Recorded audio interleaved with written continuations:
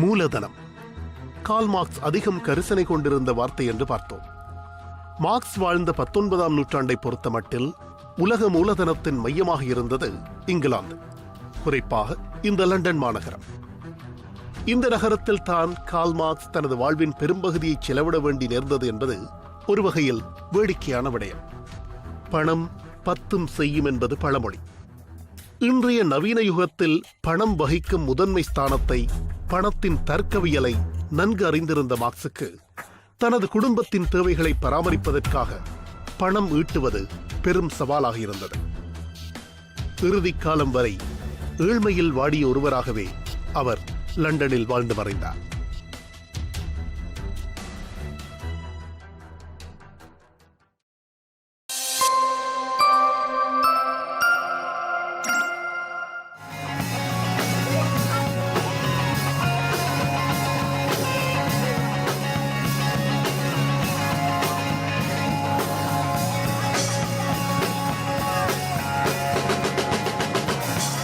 பணம், உழைப்பு நம் எல்லோரது வாழ்க்கையிலும் தொடர்பு பட்டிருக்கின்ற முக்கியமான 2 விடயங்கள், இன்றியமையாத 2 விடயங்கள். உழைப்பை கொடுத்து பணத்தை பெறுவது என்ற விதமான பரிவர்த்தனைதான் மனித வாழ்வை இயக்குகின்ற மைய விசையாக இருக்கிறது. இந்த 2க்கும் இடையிலான தொடர்புதான் என்ன? இந்த பரிவர்த்தனையின் அடிப்படையான விதிகள் எவை?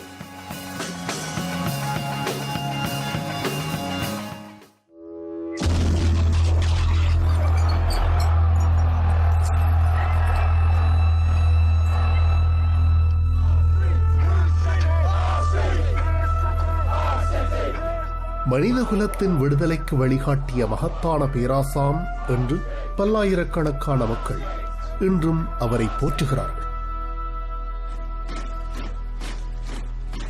அதேவேளை உலக ஒழுங்கை குழப்பி உதிரப்பேராறு ஓடுவதற்கு காரணமான சாத்தான் என்று சிலர் அவரை தூற்றவும் செய்கிறார்கள். ஏன் இத்தனை மாறுபட்ட அபிப்பிராயங்கள்? ஏற்பு எதிர்ப்பு என்ற 2 துருவங்களுக்குள் அகப்பட்ட ஒருவராக அவர் எப்படி மாறினார்? ஆபத்தான சிந்தனையாளர் என்று கருதி ஐரோப்பிய அரசுகள் பல அவரை தமது நாடுகளில் இருந்து வெளியேற்றியிருந்தன. இந்த நிலையில் அரசியல் அஞ்ஞாதவாசம் புரிவதற்காக 1849ஆம் ஆண்டு அவர் இங்கிலாந்தை வந்தடைகிறார்.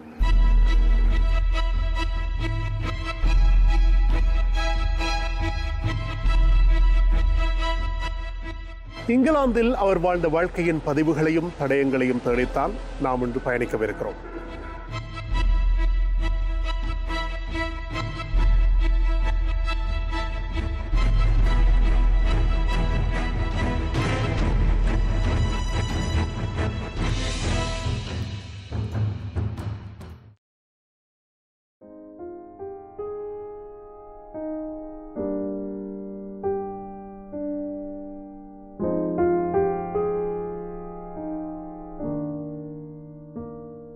காற்றிலாடும் மென்தளிர்கள். காலம் மெல்ல மெல்ல கரைந்து கொண்டிருப்பதான பிரம்மையை உண்டாக்கும் நிர்ச்சலனமான அமைதி. இது லண்டன் ஹைகேட் இடுகாடு. மரணமடைந்தவர்களை காலமாகிவிட்டவர்கள் என்று சொல்கிறோம். அப்படி காலமாகிவிட்டவர்களின் கல்லறை புதைகுழிகள் நீண்ட வழியெங்கும் நிரவி கிடக்கின்றன. காலம் ஆவதுதான் மரணமென்றால் எல்லாவற்றையும் உதிர்த்து அழித்தபடி நகர்ந்து கொண்டே இருக்கிறதா இந்த காலம்? இல்லை என்று இருமாப்புடன் சொல்வதைப் போல இந்த இடுகாட்டின் ஒரு கோடியில் மிடுக்குடன் நிற்கிறது ஒரு நினைவு தூவி. இங்கே 1.5 நூற்றாண்டுகளுக்கு முன்னம் ஒருவர் புதைக்கப்பட்டார். அவர் மரணித்த பொழுது அவரை சூழ இருந்தவர்களின் எண்ணிக்கை மிகச் சொற்பம்.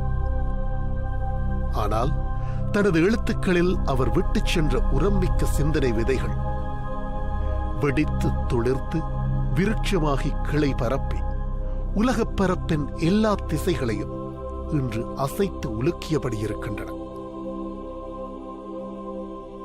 கார்ல் ஹென்ரிச் மார்க்ஸ் சர்ச்சைக்குரிய ஒரு மாபெரும் சிந்தனையாளர்.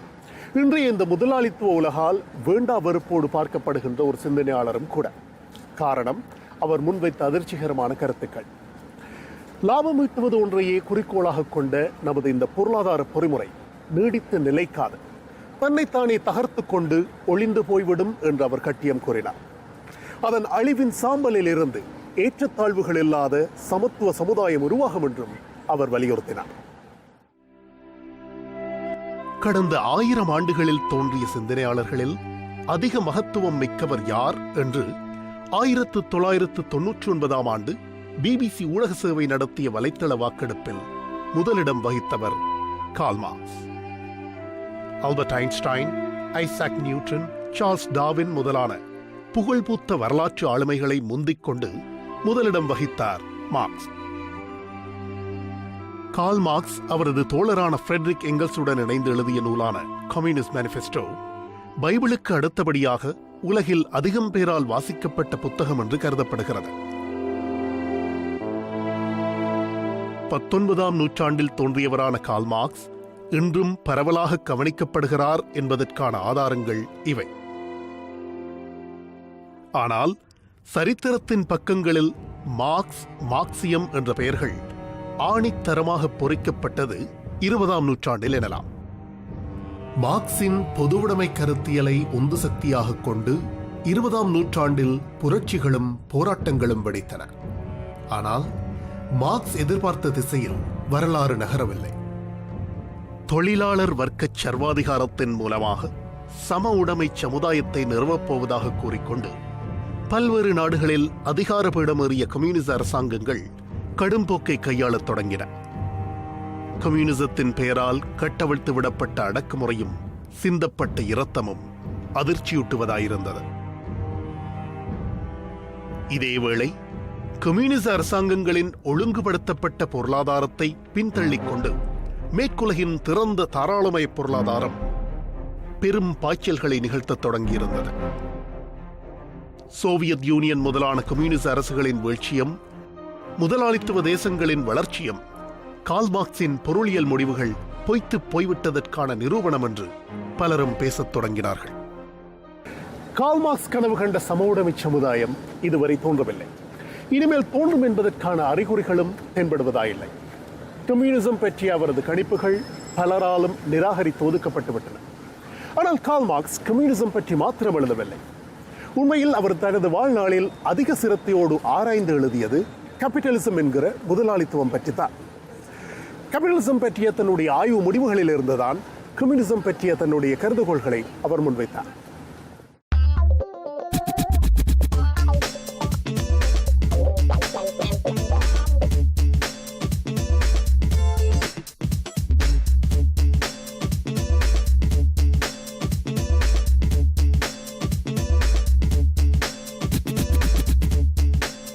மார்க்சின் பொருளியல் ஆய்வு முடிவுகளும் சரி, அரசியல் ஆரூடங்களும் சரி, மேற்குலகத்துக்கு எப்போதும் உவப்பாக இருந்ததில்லை.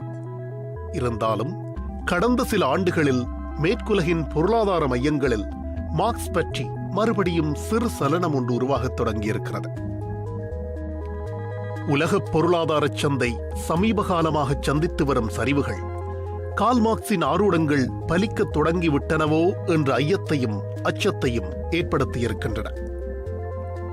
கல்லறைக்குள் அமைதியாக உறங்கிக் கொண்டிருந்த கார்ல் மார்க்ஸை இந்த உலகம் திரும்பவும் கவனிக்கத் தொடங்கியிருக்கிறது. Capitalism in Karl Marx's day was a system which dominated a very small proportion of the world.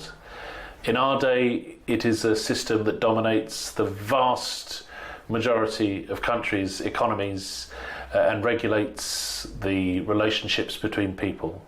And when we look around the world and we see war, famine, we see natural disasters, we see ecological crisis, we see banks that are in meltdown, we see economies that are in a great deal of trouble, we see unemployment. These are all symptoms of the capitalist system, and Marxism gives us a tool to understand how that system works, and more importantly, how we can change that system and replace it with a better system, a socialist system. நிதியியல் நெருக்கடி சூழ்ந்துள்ள இன்றைய காலகட்டத்தில் Karl Marx திரும்பவும் தேடி படிக்கப்படுகிறார். பணம் என்ற மாயக்கருவியின் பலம் பலவீனங்கள் குறித்து அவர் அப்படி என்ன கூறி வைத்திருக்கிறார்? ஒரு கட்டமைப்பாக நீடித்து நிலைக்கக்கூடிய தன்மை பணத்தை மையமாக கொண்டு இயங்கும் இந்த முதலாளித்துவ பொறிமுறையில் கிடையாது என்பது மார்க்ஸ் அறிவித்த விடயங்களில் முதன்மையானது. இதுவரையான மானுடகுல வரலாறு என்பது சமத்துவமற்ற சமூக பிரிவுகளுக்கிடையில், மார்க்சின் மொழியில் சொல்வதானால் வர்க்கங்களுக்கு இடையில் இடம்பெற்ற முரண்பாடுகளின் வரலாறு என்று அவர் பறைசாற்றினார்.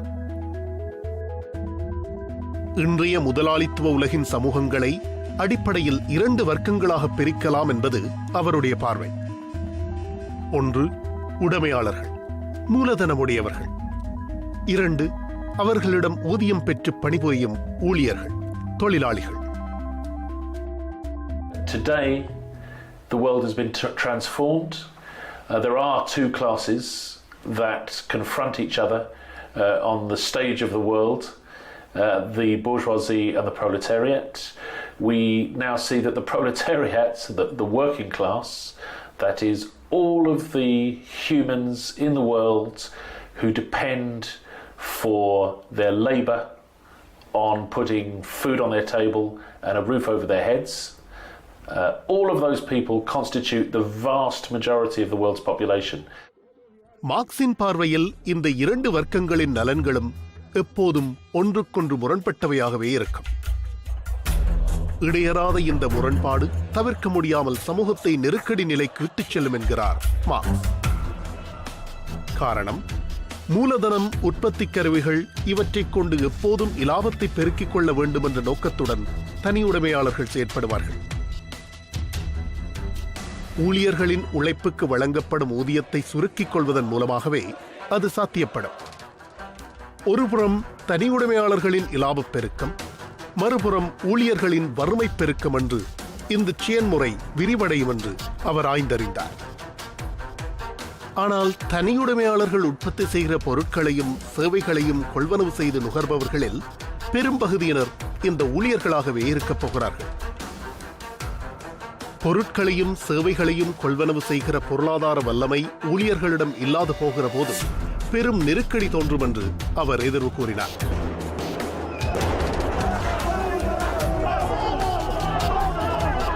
So in one sense, Marx was ahead of his time. He was making a prediction that this would come to pass, and it has come to pass. And I think in a more focused way, we can also see the relevance of Marx's thought. In 2008 and 2009, when the global financial crisis took place, the confidence of many of the captains of industry and finance was shaken, and they realized that the predictions which Marx had made about the way that capital functions, the fact that capital contains within it the seeds of its own destruction, they realized that those predictions had a lot of truth in them. மூலதனம், Karl Marx அதிகம் கரிசனை கொண்டிருந்த வார்த்தை என்று பார்த்தோம். Marks வாழ்ந்த 19ஆம் நூற்றாண்டை பொறுத்தமட்டில் உலக மூலதனத்தின் மையமாக இருந்தது இங்கிலாந்து, குறிப்பாக இந்த லண்டன் மாநகரம். இந்த நகரத்தில் தான் கார்ல் மார்க்ஸ் தனது வாழ்வின் பெரும்பகுதியை செலவிட வேண்டி நேர்ந்தது என்பது ஒரு வகையில் வேடிக்கையான விடயம். பணம் பத்தும் செய்யும் என்பது பழமொழி. இன்றைய நவீன யுகத்தில் பணம் வகிக்கும் முதன்மை ஸ்தானத்தை, பணத்தின் தர்க்கவியலை நன்கு அறிந்திருந்த மார்க்சுக்கு தனது குடும்பத்தின் தேவைகளை பராமரிப்பதற்காக பணம் ஈட்டுவது பெரும் சவாலாக இருந்தது. இறுதிக் காலம் வரை ஏழ்மையில் வாடிய ஒருவராகவே அவர் லண்டனில் வாழ்ந்து மறைந்தார்.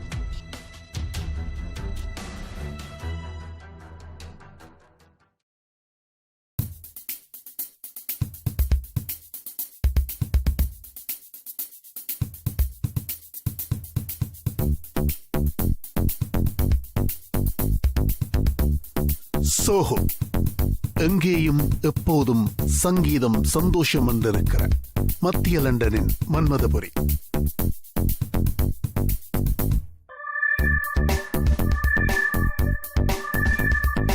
வரம்பற்ற பாலியல் கேளிக்கைகள், இன்ப நுகர்ச்சி இவற்றுக்கெல்லாம் பெயர் போன இடம்.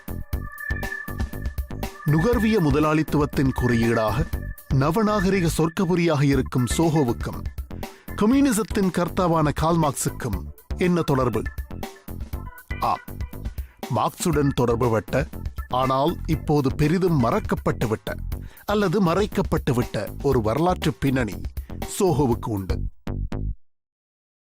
அரசியல் புகலிடமாக லண்டனை தேர்ந்து கொண்ட மார்க்ஸ் 1849 ஆண்டின் கோடைக்கால பகுதியில் இங்கு வருகிறார். தனது ஆயுளின் மிகுதிப் பகுதியை லண்டனில் வாழ்ந்து கழித்த மார்க்ஸ் கணிசமான அளவு காலம் சோஹோவில் தான் வாழ்ந்தார். ஒருபுறம் லண்டன் வருகைக்கு பின்னரான அவரது குடும்ப வாழ்வு வறுமையும் வாட்டமும் மிக்க ஒன்றாக இருந்தது என்றால், மறுபுறம் அதற்கு முன்னரான அவரது வாழ்க்கை அலைக்கழிவு மிக்க ஒன்றாக இருந்தது. தற்காலத்தில் தென்மேற்கு ஜெர்மனியாக அறியப்படும் பிராந்தியத்தில் அமைந்துள்ள ட்ரியே எனும் இடத்தில் ஒரு யூத குடும்பத்தில் 1818 ஆண்டு கார்ல் மார்க்ஸ் பிறந்தார். அவரது தந்தை ஒரு வழக்கறிஞர்.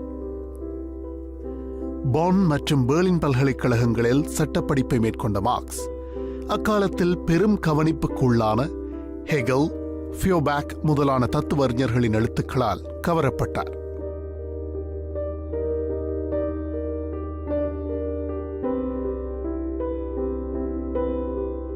இதன் வழியாக மார்க்ஸ் வளர்த்தெடுத்த இயங்கியல் பொருள் முதல்வாத கோட்பாடு அவரது புரட்சிகர சிந்தனைகளுக்கு அடித்தளமானது. 1843 ஆண்டு தனது நெடுநாள் காதலியும் தன்னை விட 4 வயது மூத்தவருமான ஜெனியை மார்க்ஸ் மணம் முடித்தார். பட்டப்படிப்பின் பிறகு பத்திரிகையாளராக பணியாற்றிய மார்க்ஸ் தனது புரட்சிகரமான தத்துவ முடிவுகளையும் அது செயல் வடிவம் பெற வேண்டியதன் அவசியத்தையும் வலியுறுத்தி கட்டுரைகள் எழுதினார். அவரது எழுத்துக்கள் ஆளும் வர்க்கத்துக்கு அச்சுறுத்தலானவையாக கருதப்பட்ட காரணத்தால் அவர் தேசம் தேசமாக இடம்பெயர்ந்து திரிய வேண்டியிருந்தது. இத்தகைய அலைந்துழல் வாழ்க்கையின் ஒரு கட்டத்தில் 1842 ஆண்டு நவம்பர் மாதம் கோலோன் நகரில் வைத்து மார்க்ஸ் ஃப்ரெட்ரிக் எங்கெல்ஸை சந்திக்கிறார். தனது வாழ்நாள் முழுதும் உச்ச தோழனாகவும் தத்துவ தரிசனத்தின் சக பயணியாகவும் ஃப்ரெட்ரிக் எங்கெல்ஸ் விளங்கப் போகிறார் என்று அந்த சந்திப்பின் போது மார்க்ஸ் உள்ளுணர்ந்தாரா என்று தெரியவில்லை.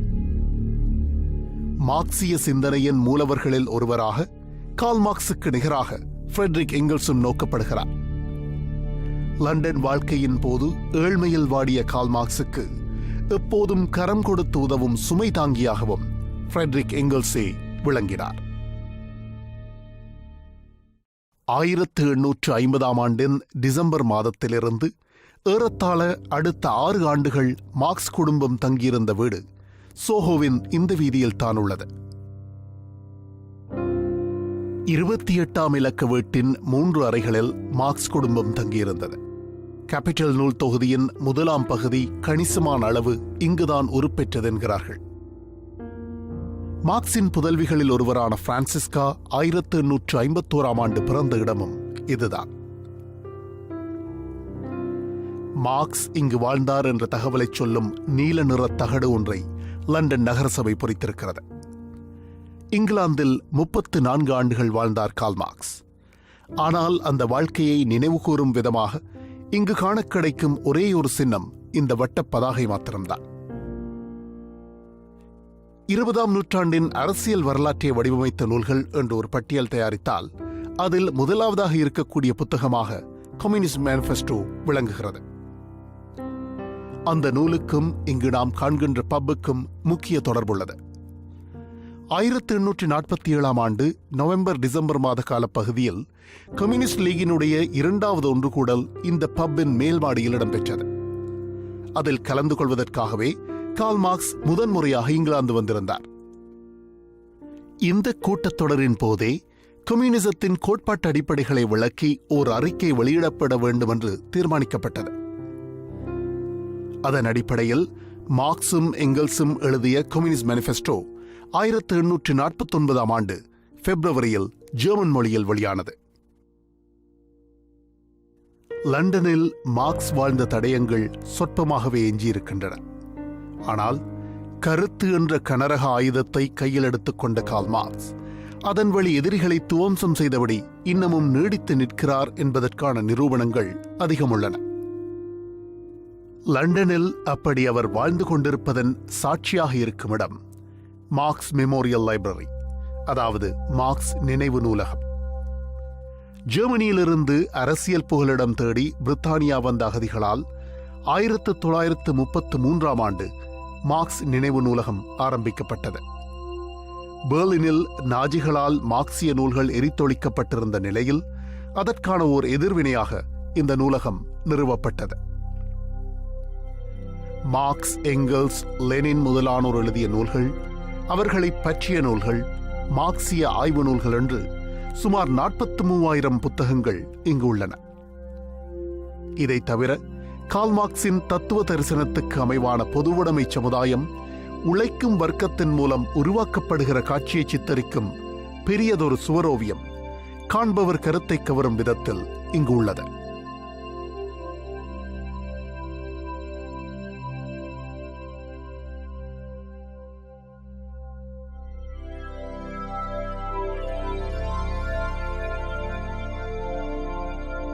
மார்க்ஸ், எங்கெல்ஸ் இருவரதும் வாழ்க்கை காலத்துக்கு பிறகு மார்க்சின் கருத்துக்களுக்கு புத்துயிர் கொடுத்து அதை ஓர் அரசியல் சக்தியாக வளர்த்தெடுத்தவர் விளாடிமிர் லெனின்.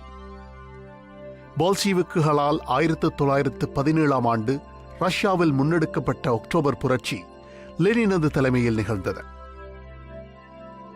உலகின் மிக பெரும் கம்யூனிஸ்ட் அரசாக சோவியத் யூனியன் மலர்ந்தது. லெனினிய சிந்தனை மார்க்சியத்தின் ஒரு பகுதியாக, அதன் நீட்சியாக நோக்கப்படுகிறது.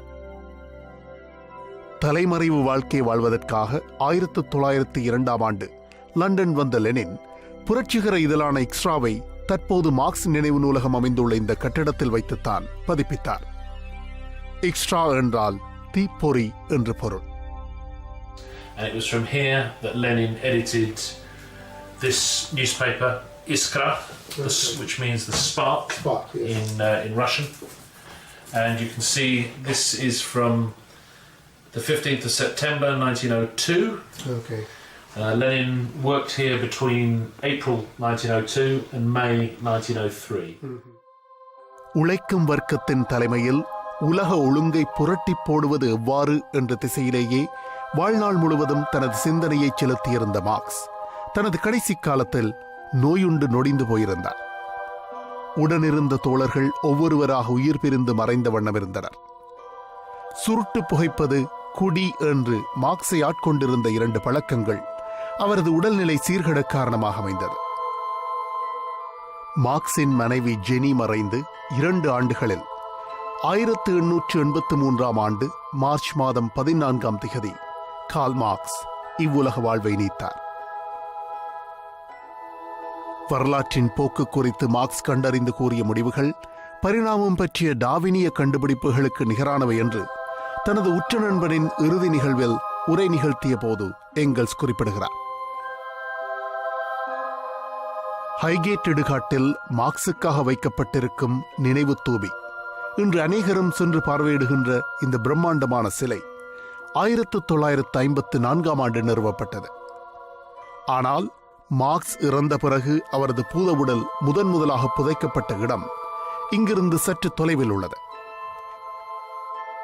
எங்கெங்கோ இருந்தெல்லாம் வருகிற ஏராளம் மக்கள் மார்க்சின் நினைவு தூபிக்கு வந்து அஞ்சலி செலுத்திச் செல்வது வழக்கம் என்று சொல்கிறார் இங்கு பணிபுரியும் இந்த பெண்மணி.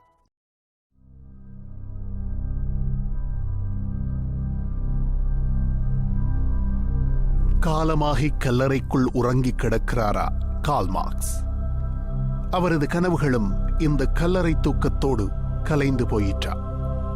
இல்லை, மனிதர்தம் நினைவின் வழி அவர் காலத்தை கடந்து வாழ கடப்பட்டிருக்கிறாரா?